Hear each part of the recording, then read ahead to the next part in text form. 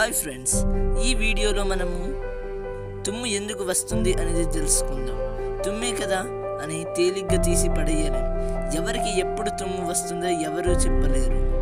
వాస్తవానికి తుమ్ము అనేది ఏమిటి, ఎందుకు వస్తుంది?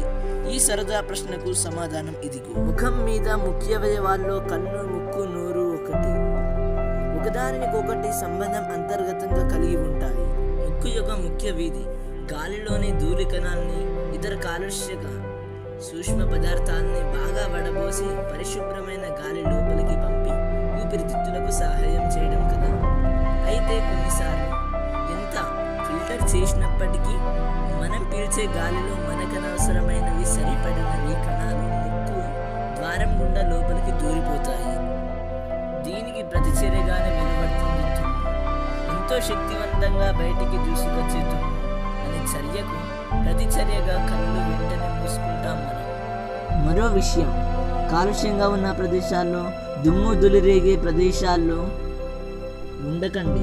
వీలైనంత వరకు శుభ్రమైన గాలిని పీల్చుకోవడానికి ప్రయత్నించండి. కానీ చాలామంది చెడు అలవాట్లకు బానిసయ్యి వారి ఆరోగ్యాన్ని పాడు చేసుకుంటున్నారు. దయచేసి శుభ్రమైన ఆక్సిజన్ని తీసుకోండి, మీ ఆరోగ్యాన్ని కాపాడుకోండి. వీలైనంత వరకు పార్కులకు కానీ అడవులకు కానీ వెళ్ళిరండి. Thank you for watching. Video మీకు నచ్చితే లైక్ చేయండి, షేర్ చేయండి. విజ్డమ్ ఆఫ్ ది నాలెడ్జ్ ఛానల్ని మాత్రం సబ్స్క్రైబ్ చేయడం మాత్రం మర్చిపోకండి.